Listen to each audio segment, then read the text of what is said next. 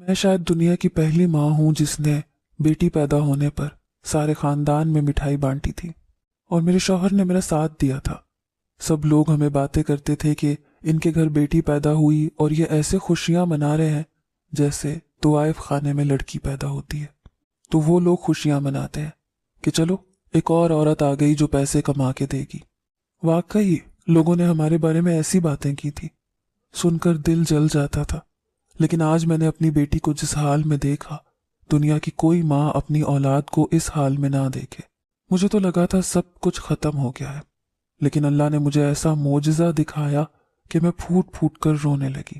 ایسا روئی کہ روتے روتے ہی بے ہوش ہو گئی، کیونکہ جب میری بیٹی کو میرے سامنے لے کر آئے تو اس کے پورے وجود میں سے ایک چیز۔ جب میری شادی رضا نامی لڑکے سے ہوئی تو میں بہت خوش تھی، کیونکہ وہ بہت اچھا انسان تھا۔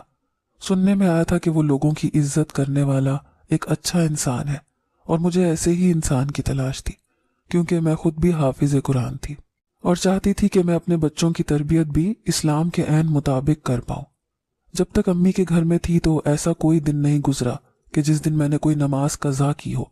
میں 5 وقت کی نماز پڑھتی تھی، قرآن کی تلاوت کرتی تھی، صرف رمضان میں ہی نہیں بلکہ عام دنوں میں بھی قرآن کو بار بار پڑھتی رہتی تھی، اور روز کوئی نہ کوئی صورت یاد کرنے کی کوشش کرتی تھی۔ جب میری شادی ہو گئی تو میں نے اپنے سسرال میں بھی یہی روٹین رکھنے کی کوشش کی، لیکن ایسا ہو نہیں پایا۔ میری ساس نے کہا کہ نماز پڑھتے ہی ناشتے کی تیاری میں مصروف ہو جایا کرو۔ نماز تو میں پھر بھی کسی طرح پڑھ لیتی تھی، لیکن قرآن سے دور ہوتی جا رہی تھی۔ قرآن کی تلاوت بڑے آرام سے کرنے والا کام ہوتا ہے، اور میرے پاس آرام و سکون نہیں تھا۔ خود کو پوری طرح سے اپنے سسرال کے رنگ میں رنگ لیا۔ میرا شوہر سب سے بڑا بیٹا تھا، اس لیے اس پر بہت زیادہ ذمہ داریاں تھیں۔ میرا شوہر بھی اسلام سے بہت قریب تھا، اور وہ جانتا تھا کہ اگر میں الگ گھر کا مطالبہ کروں گی تو اس میں میری کوئی غلطی نہیں ہے، لیکن وہ کہتا تھا کہ ابھی ہمارے حالات اس قابل نہیں ہیں۔ اپنی ماں کی ہر بات مان لیتا تھا۔ اگر وہ کبھی مجھ سے کوئی برا سلوک کرتی تو میرا شوہر کہتا تھا کہ وہ میری ماں ہے، میں اس کو نہیں سمجھا سکتا لیکن تمہیں سمجھا سکتا ہوں، اس لیے تم میری بات مان لیا کرو۔ اور میں اپنے شوہر کی ہر بات مان لیتی تھی۔ میں نے سنا ہے کہ اگر عورت اپنے شوہر کی اطاعت کر لے تو وہ سیدھی جنت میں جائے گی، تو پھر میں اس موقع سے فائدہ کیوں نہ اٹھاتی؟ لیکن اللہ نے مجھے نہ جانے کیوں بے اولاد رکھنے کا فیصلہ کیا تھا کہ ابھی تک میرے ہاں اولاد ہی نہیں ہو رہی تھی۔ پھر پتہ چلا کہ میں ماں بننے والی ہوں، تو شادی کو 2 سال ہوئے تھے، لیکن 2 سال بھی بڑی مشکل سے کاٹے تھے۔ ایک دن مجھے یہ محسوس کروایا گیا کہ شاید میں بانجھ ہوں، لیکن ایسا نہیں تھا، کیونکہ ڈاکٹر نے بتایا کہ میرے ہاں جڑواں بچے ہونے والے ہیں، اور وہ بھی دونوں بیٹے۔ ہمارے گھر میں ہماری خوشی عروج پر تھی۔ میری ساس بھی میرے گن گا رہی تھی، میرا شوہر بھی بہت خوش تھا، میں خود بھی خوش تھی کہ ایک ساتھ ہی 2 بیٹوں کو پیدا کرنے والی ہوں۔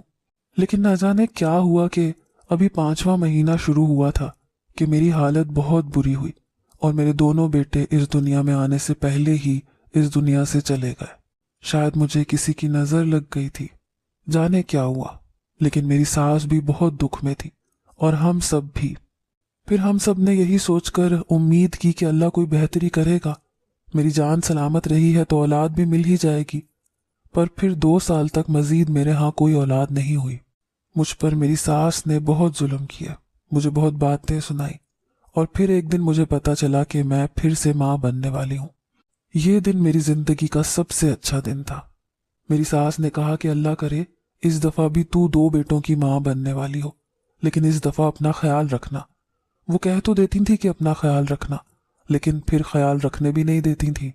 گھر کے اتنے سارے کام میری جان پر ڈال دیتی تھی کہ میرے پاس اپنا خیال رکھنے کا وقت ہی کہاں ہوتا تھا۔ اس دفعہ جب ہم لوگ یہ پتہ کرنے کے لیے گئے کہ بیٹی ہے یا بیٹا، تو میری ساس بھی ساتھ چل پڑی۔ انہوں نے کہا کہ مجھے تو یہ خوشخبری ڈاکٹر کے منہ سے سننی ہے کہ اس دفعہ بھی تو 2 بیٹوں کی ماں بننے والی ہے۔ پر ڈاکٹر نے کہا کہ مبارک ہو، بچہ بالکل صحیح سلامت ہے۔ میری ساس نے کہا کہ بچہ ہے؟ کتنے بچے ہیں، 1 یا 2؟ انہوں نے کہا کہ 1 ہی بچہ ہے اور بیٹی ہونے والی ہے۔ یہ بات سن کر میں بہت خوش ہوئی، لیکن میری ساس کی خوشی کرکری ہو گئی۔ انہوں نے گھر آتے ہی کہہ دیا کہ میرا پورا دن ضائع کروا دیا اس عورت کے پیچھے، اور خوشخبری بھی نہیں ملی۔ इसके यहाँ तो बेटी होने वाली है, वो भी सिर्फ एक। अल्लाह करे कि जो तेरे साथ पहले हुआ था वो इस दफा हो जाए, हमारे घर पर बोझ तो नहीं पड़ेगा। ये बात सुन के मैं इतनी बुरी तरह रोई, मैं अपने शौहर के गले लग के रो रही थी। वो मुझे तसल्ली दे रहा था। उसने कहा कि ये मेरी बेटी है ना, इससे पहले जो फैसला हुआ था वो भी अल्लाह का था, उसने इसी में कोई मसलहत रखी होगी। अब ये हमारी बेटी है, इस दुनिया में आ रही है, तुम देखना मैं इसके आने की ऐसी खुशी मनाऊंगा कि सब देखते रह जाएंगे। मैंने कहा कि बेटियों के आने पर भला कौन खुशी मनाता है? मेरे शौहर ने कहा कि मैं मनाऊंगा खुशी, मेरी बेटी होगी, हमारे घर की रहमत बन के आ रही है, तो हम क्यों ना खुशी मनाएं। और फिर जब मेरी बेटी इस दुनिया में आई तो मेरे शौहर ने उसका नाम फातिमा रखा। उसने कहा कि इस नाम की निस्बत बहुत अच्छी है। पूरे खानदान में मोती चूर के लड्डू बांटे, वो भी देसी घी में बने हुए। वो कहते हैं ना कि फलां काम हुआ है तो लड्डू बंट रहे हैं, मेरे शौहर ने तो सच में लड्डू बांटे। तो मेरी सास ने इस बात पे बहुत मुखालिफत की, इख्तलाफ किया। उसने कहा कि बेटियों की पैदाइश पर तो कंजर खुश होते हैं, और तुम यहाँ बेटी की पैदाइश पर इस तरह से लड्डू बांट रहे हो, लोग बातें करेंगे। मेरे शौहर ने कहा कि अम्मी, मेरी पहली खुशी है, पहली औलाद है, वो भी इतनी मुश्किलों और 4 साढ़े 4 अरसे के बाद मेरी जिंदगी में आई है, तो मैं क्यों ना खुश हूं। मेरी बेटी इतनी ज्यादा खूबसूरत थी, मैं तो ये देख के हैरान थी कि उसकी आंखें नीले रंग की थी, जबकि मेरे खानदान में किसी की भी आंखें नीली नहीं थी। फिर मेरे शौहर ने मुझे अपने परदादा की तस्वीर दिखाई, जिनकी आंखें नीले रंग की थी। उसने कहा कि इसने परदादा की आंखें ली हैं, वो भी बहुत बहादुर थे, ये भी उनकी तरह बहादुर बनेगी। मेरी बेटी का मैं बहुत ज्यादा ख्याल रखती थी। मेरे शौहर का काम कुछ इतना अच्छा नहीं था, लेकिन हम जो कुछ भी बचाते थे अपनी बेटी पर लगा देते थे। खुद ईद के कपड़े ना बनाते, लेकिन उसके लिए जरूर बनाते थे। छोटा सा फ्रॉक, जूते, एक अदद पर्स जिसमें वो अपनी थोड़ी बहुत ईदी रखती थी, जबकि उसे ईदी भी सिर्फ हम लोग ही देते थे। इसी बीच में मेरी सास अपने छोटे बेटे की बहू ले आई, और उसने पहले ही साल में सास को पोते की खुशी से नवाज दिया। तो अब उनको मेरी बेटी बहुत बुरी लगती थी, वो उसको धुतकार देती थी। अगर वो छोटे बच्चे के पास भी बैठती तो कहती थी कि चली जाओ यहां से, तुम्हारा यहाँ क्या काम है, मनहूस कहीं की। एक दिन मैंने अपने शौहर से कहा कि कौन सी नहूसत देखी है उन्होंने मेरी बेटी की, जो ये उसके खिलाफ ऐसी बातें करती हैं। मेरा शौहर फिर भी मुझे ही समझाता था कि तुम चुप कर जाया करो। मैं चुप तो कर जाती थी, लेकिन ये सब कुछ मुश्किल से बर्दाश्त करती थी। मैंने अपनी बेटी को कुरान पाक हिफ्ज करवाया था, मैं खुद उसको पढ़ा रही थी। एक दिन मेरी देवरानी ने मुझसे कहा कि इसको इसीलिए कुरान पाक हिफ्ज करवा रही हो ताकि ये बाद में बच्चों को पढ़ाए और पैसे ले। वैसे अल्लाह के कलाम को सिखाने के पैसे लेना बहुत ही बुरी बात है। मैंने कहा कि आपको किसने कह दिया कि मेरा ऐसा इरादा है? मैं इसको कुरान पाक भी हिफ्ज करवाऊंगी और इसको पढ़ा लिखा कर बहुत अच्छा इंसान बनाऊंगी। मेरी देवरानी ने कहा कि और पढ़ा लिखा कर डोली में बिठाकर किसी के हवाले कर दोगी? मैंने कहा कि हाँ, डोली में बिठाकर किसी के हवाले कर दूंगी, तो ये वहां जाकर अपने बच्चों की तरबियत अच्छे से करेगी। मेरी देवरानी ने कहा कि तुम क्या कहना चाहती हो कि मेरी तरबियत अच्छी नहीं हुई? मैंने कहा कि मैंने तो ऐसा कुछ नहीं कहा। उसने फिर मेरे साथ लड़ाई झगड़ा करना शुरू कर दिया, और मेरी सास ने भी उसी का साथ दिया, यहां तक कि मेरी सास ने मेरे मुंह पर थप्पड़ दे मारा। मैंने ये बात अपने शौहर को बताई तो मेरा शौहर रोने लगा। मैंने कहा कि रोते क्यों है, मेरे हक में कुछ बोलते क्यों नहीं? उसने कहा कि क्या करूं, मजबूर हूं, यहां से निकल जाएंगे तो किराए कैसे पूरे करेंगे? यहां पर तो बैठे हैं, सिर्फ खाने का ही खर्चा होता है। हम रहते तो इनके घर में थे, लेकिन अपने खाने पीने का हम लोग खुद देखते थे। अगर अलग हो जाते तो घर के बिल और किराया भी देना पड़ता। ये घर तो अपना था, यहाँ पर किराया नहीं था, और बिल के हमारे इतने पैसे नहीं होते थे। हमारे पास था ही क्या। लेकिन जो मेरे साथ हो रहा था बहुत बुरा हो रहा था। मैं नफसियाती होती जा रही थी। मेरी बेटी बड़ी हो रही थी। एक दिन उसकी सालगिरह थी तो उसने कहा कि केक काटना है। मैंने कहा कि अगर हम घर में बैठकर केक काट लेंगे तो इसमें कोई गैर शरई काम नहीं है, बेटी खुश हो जाएगी। मैंने उसके लिए घर में ही केक बना लिया, और जब केक काटने लगे तो उसने खुद ही कहा कि दादी और चाची को भी बुला लेते हैं। लेकिन जब देवरानी को बुलाने गई तो उसने आने से इनकार कर दिया, और जब मैंने अपनी सास से कहा तो उन्होंने कहा कि मुझे कोई खुशी नहीं है कि वो इस दुनिया में आई है और अब बड़ी हो रही है। मैं क्या करूं, मैंने नहीं आना। मैंने कहा कि अम्मी ऐसा ना करें, आपकी मेरे साथ नफरत को मैं आज तक नहीं समझ पाई, लेकिन वो तो छोटी है, आपके बेटे की औलाद है, उसकी छोटी सी खुशी है, वो खुश हो जाएगी, आप आ जाए ना। उन्होंने कहा कि मैं नहीं आऊंगी। तुम किस बात पर खुश हो रही हो कि वो बड़ी हो रही है और उस चीज का इंतजाम हो रहा है कि वो कल को तुम लोगों की बदनामी का बायस बनेगी। मैंने कहा कि अम्मी तौबा करें, वो क्यों बदनामी का बायस बनेगी, मेरी बेटी ऐसी नहीं है। मेरी सास ने कहा कि बेटियां ऐसी ही होती हैं। दरअसल मेरी सास की कोई बेटी नहीं थी, इसलिए उनको बेटी के दुख का अंदाजा नहीं था कि जिनकी बेटियां होती हैं वो कितने फिक्रमंद और परेशान रहते हैं। इसलिए नहीं कि उनकी बेटियां उनके लिए बदनामी का बायस बनेंगी, बल्कि इसलिए क्योंकि उनको अपनी बेटियों को इस मुआशरे से बचाना पड़ता है। मेरी सास ने तो उसका दिल ही तोड़ दिया। वो बिल्कुल भी कमरे में नहीं आई और हम तीनों ने ही मिलकर वो केक काटा। मैं अपनी बेटी की खुशी में खुश हो ली। मेरे शौहर ने मेरी बेटी को 100 रुपए दिए तो वो 100 रुपए पर भी खुश हो गई। कहने लगी कि मैं आप दोनों के लिए ही कोई चीज ले लूंगी। मैंने कहा कि नहीं, इसे तुम अपने पास रखना। 2-4 महीने इसी तरह गुजर गए। मेरी बेटी ने कुरान हिफ्ज कर लिया था। वो बहुत अच्छी लड़की थी, घर में भी मेरी मदद करवाती थी, खाना पकाना भी सीख रही थी।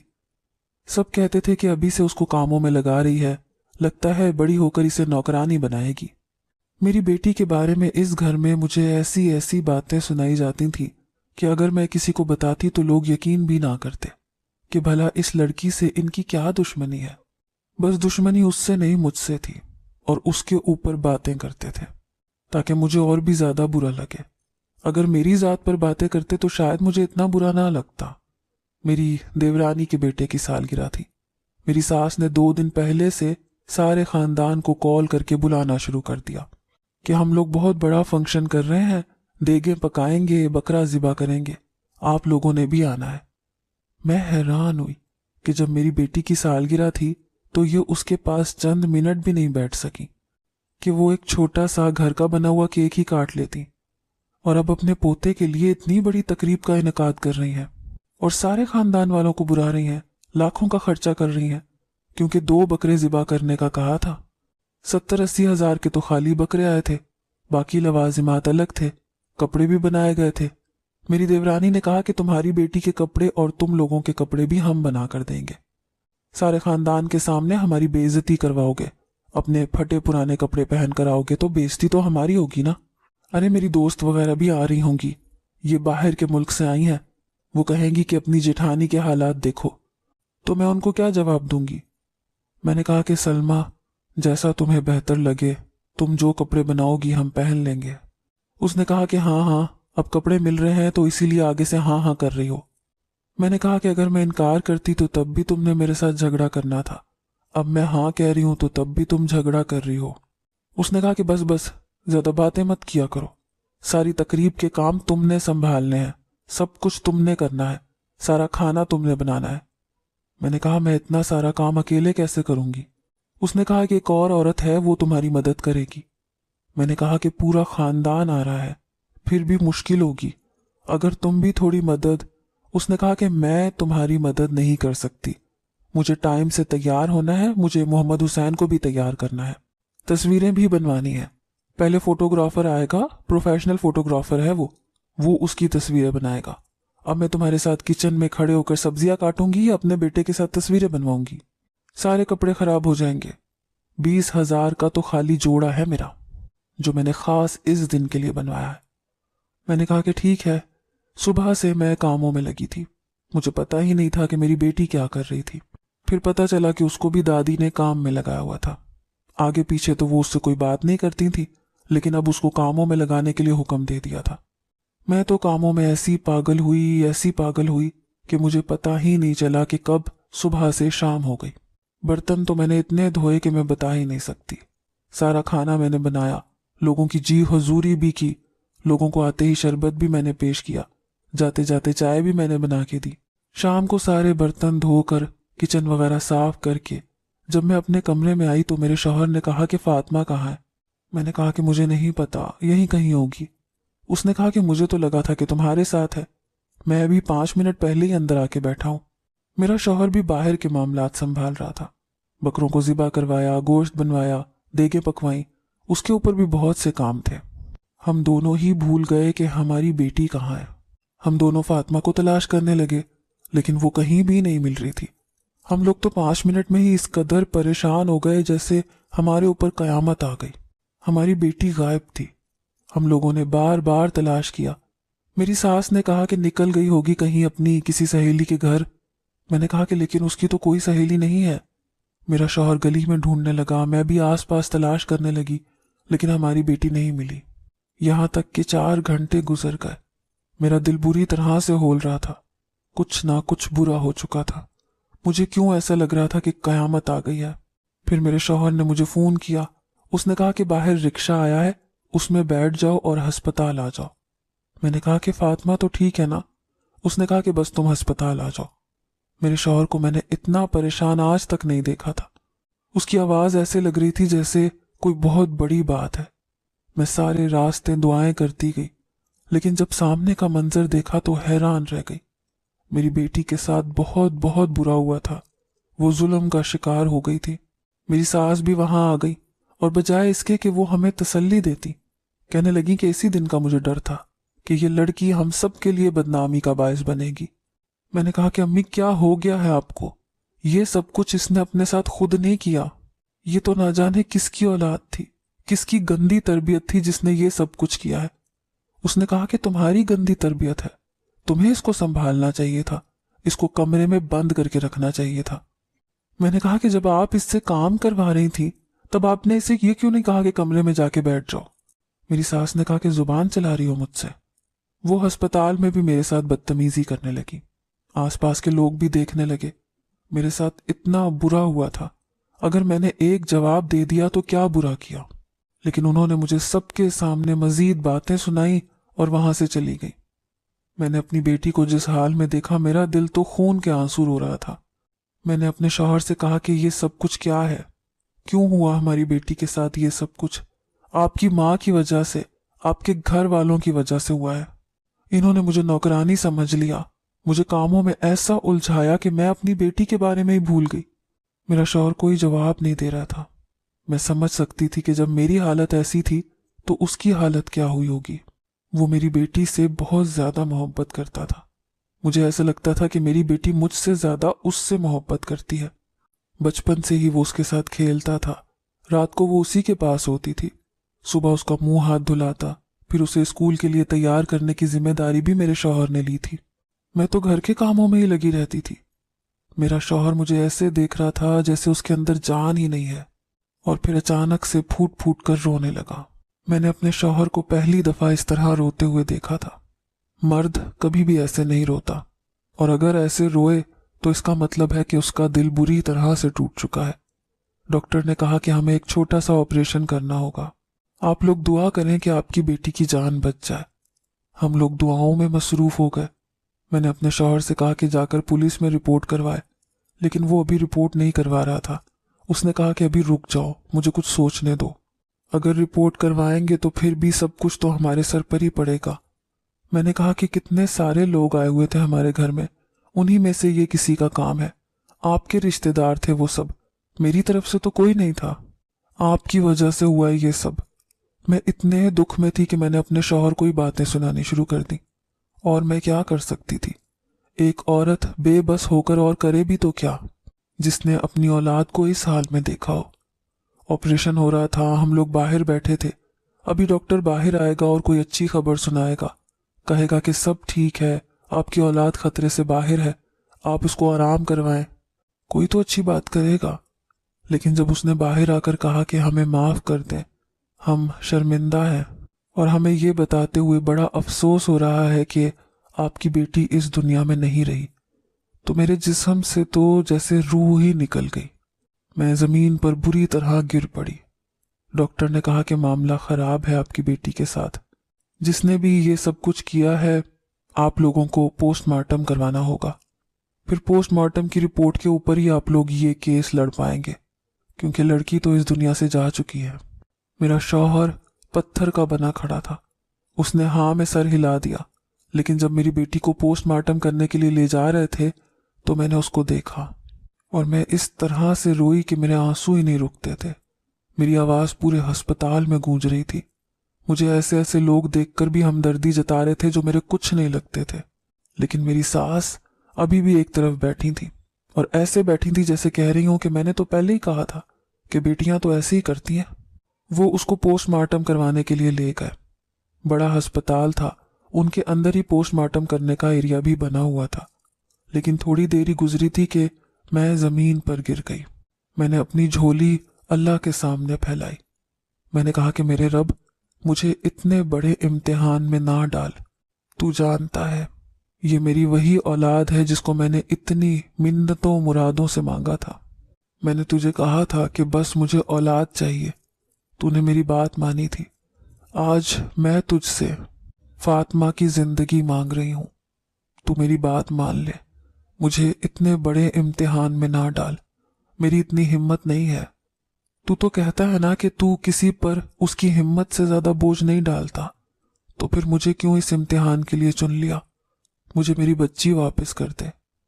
میری ساس نے کہا کہ تیری بیٹی اس دنیا سے جا چکی ہے، یہ سب کچھ تیری وجہ سے ہوا ہے، تو اسی قابل تھی، پہلے بھی تیری اولاد مری اور آج بھی تیری اولاد اس دنیا سے چلی گئی۔ میں نے تو پہلے ہی کہا تھا، جس عورت کے بچے مرتے ہیں وہ منحوس ہوتی ہے۔ اب تجھے میں اپنے گھر میں رہنے نہیں دوں گی، ورنہ تو باقی کے گھر والوں کو بھی کھا جائے گی۔ اب تو اللہ سے یہ بھی دعا کر کہ تیرا کہیں اور انتظام ہو جائے، کیونکہ اب تو میرے گھر میں نہیں رہے گی۔ ابھی میری بیٹی کو لے کر گئے ہوئے 5 منٹ ہی ہوئے تھے کہ وہ میری بیٹی کو واپس لے آئے اور دوبارہ سے آپریشن تھیٹر میں لے گئے۔ مجھے یہ معاملہ کچھ سمجھ نہیں آیا۔ میرا شوہر ڈاکٹر کے پیچھے بھاگا اور پھر میرا شوہر خاموش ہو گیا۔ میں نے کہا کہ کیا ہوا ہے، کیا ہوا ہے؟ میرا شوہر مجھے لے کر کمرے میں آ گیا۔ اس نے کہا کہ یہاں پر بیٹھو، ابھی تھوڑی دیر بعد بتائیں گے کہ کیا معاملہ ہے۔ میری ساس بھی وہیں پہ موجود تھی۔ 2 گھنٹے گزر گئے۔ یہ 2 گھنٹے بہت برے تھے۔ میں اللہ سے مسلسل دعائیں مانگ رہی تھی۔ میں نے تو ناک زمین پر رگڑنا شروع کر دی کہ میرے مالک میری مدد کر۔ تب ڈاکٹر نے آ کر خبر سنائی۔ اس نے کہا کہ آپ کی بیٹی کی دل کی دھڑکن خطرناک حد تک گر گئی تھی، ہمیں لگا کہ وہ اس دنیا سے چلی گئی ہے، لیکن جب ہم اسے پوسٹ مارٹم کرنے کے لیے لے کے گئے تو پتہ چلا کہ آپ کی بیٹی میں جان باقی تھی۔ ابھی وہ بہت بری حالت میں ہے، اگلے 48 گھنٹے بہت اہم ہیں، لیکن آپ کی بیٹی زندہ ہے۔ میں نے یہ خبر کیا سنی، اللہ کے حضور سجدے ادا کرنے شروع کر دیے۔ میں نے نہ جانے کتنے سجدے ایک ساتھ ادا کیے۔ میری ساس بھی حیران رہ گئی اور وہاں سے چلی گئی۔ ایسے لگتا تھا وہ اس انتظار میں بیٹھی تھی کہ میری بیٹی کب مرے گی۔ 49 گھنٹے کے بعد میری بیٹی کی حالت کچھ بہتر ہوئی۔ پھر انہوں نے ہمیں 3 دن کہے کہ 3 دن بہت اہم ہے۔ پھر 1 ہفتہ، پھر 2 ہفتے، پھر 3 ہفتے کرتے کراتے میری بیٹی نے ہسپتال میں 6 مہینے گزارے، لیکن اس کے بعد وہ ٹھیک ہو گئی اور ہم اسے اپنے گھر لے آئے۔ ہم لوگوں نے کوئی پولیس کیس نہیں کیا، ہم لوگ مڈل کلاس لوگ ہیں نا، بس سب کچھ اللہ پر ڈال دیا کہ اللہ ہی اس مجرم کو سزا دے گا جس نے ہماری بیٹی کے ساتھ یہ سب کچھ کیا۔ جب ہم اسے گھر لے کر آئے تو وہ پہلے سے بہت بہتر تھی۔ میری دیورانی تک اس پر رحم کرنے لگی، وہ بھی اس سے ملی، اس نے اسے تحفہ دیا اور کہا کہ چلو اب تم گھر آ گئی ہو، اللہ تمہیں زندگی دے۔ لیکن میری ساس اس سے پھر بھی نہیں ملی۔ ایک دن میری ساس اپنی بہن کے گھر چلی گئی، کہنے لگی کہ 2 مہینے وہیں گزار کر آؤں گی۔ وہ دوسرے شہر میں رہتی تھی۔ ان کو گئے ہوئے ابھی 1 ہفتہ ہوا تھا جب ہمیں خبر ملی کہ وہ اپنی بہن کے ساتھ ایک گاڑی میں کہیں جا رہی تھیں اور گاڑی ایک حادثے کا شکار ہو گئی۔ ان کی بہن کا بیٹا اور میری ساس تینوں ہی اس دنیا سے موقع پر ہی چلے گئے۔ ان کو تو ایک سانس لینے کا بھی وقت نہیں ملا، اور میرا دل کہتا ہے کہ مجھے اپنی ساس کی بہن کے بیٹے پر ہی شک تھا کہ اسی نے میری بیٹی کے ساتھ یہ سب کچھ کیا ہے۔ اب میں نہیں جانتی کہ میرا شک درست تھا یا نہیں، لیکن ان کی اچانک موت نے یہ ثابت کر دیا کہ شاید اللہ نے میرا اور میری بیٹی کا دل دکھانے والوں کو ایک ساتھ ہی سزا دے دی اور مکافات عمل کر دیا۔ میری دیورانی کا رویہ میرے ساتھ اچھا تھا، پر میرے شوہر نے کہا کہ ہم اس گھر میں نہیں رہیں گے۔ میں تو اپنی ماں کے دم سے اس گھر میں تھا، جیسی بھی تھی میری ماں تھی، لیکن اب وہ اس دنیا سے جا چکی ہیں۔ میرے شوہر نے مجھے الگ گھر میں رکھ لیا۔ میری بیٹی کو اب میں اتنی محبت دیتی ہوں کہ وہ یہ سب کچھ بھول جائے۔ اللہ نے مجھے پھر سے امید دے دی۔